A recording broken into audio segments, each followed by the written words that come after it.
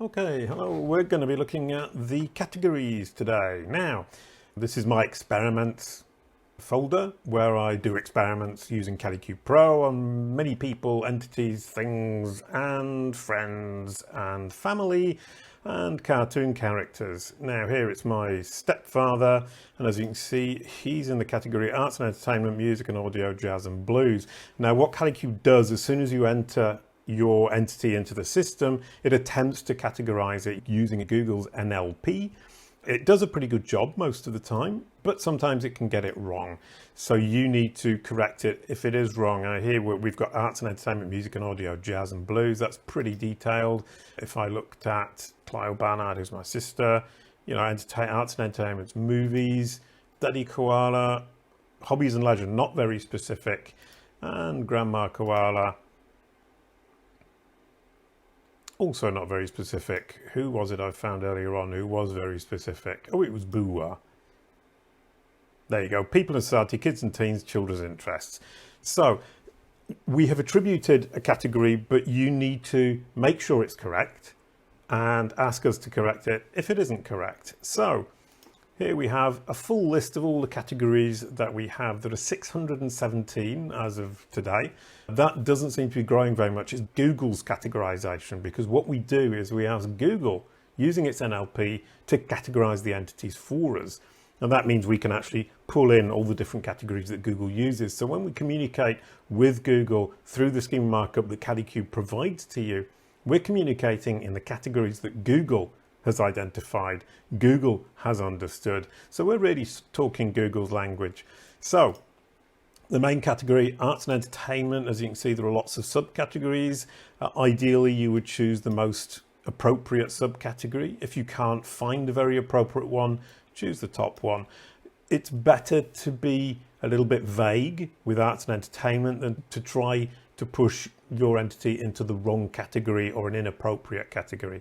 So arts and entertainment, I'll scroll through them really quickly. Next up is autos and vehicles, beauty and fitness, books and literature, business and industrial,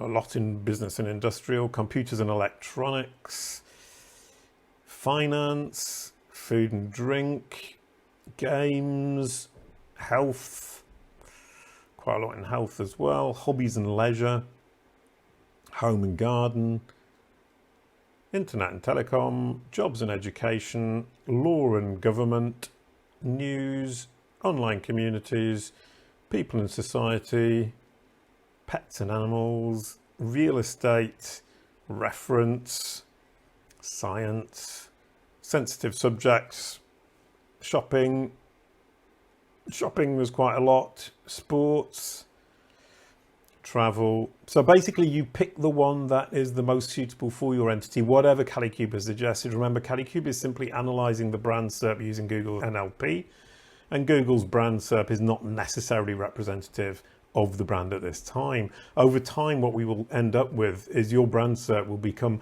so very good, so very appropriate, so very relevant for the entity itself, that Google's NLP will analyze and understand the category you have chosen, and it will have very high level of confidence, let's say 95, even 99% of confidence from reading its own brand SERP. And that is the aim of the game with the brand SERP, but it also helps with the knowledge panel. Obviously, topics, categorizations, and ontologies is exactly how Google functions. So this is phenomenally important. One more thing is that we will allow multiple categories. For the moment, that isn't the case, but it's definitely something we're working on, because obviously not every entity fits neatly into just one category. You can have two different categories. We'll add that functionality as and when we can, but there will always be a primary category. I would suggest that you would always want to aim at a main category in order to be incredibly clear for Google, to Google, so that Google understands 100%. Thank you.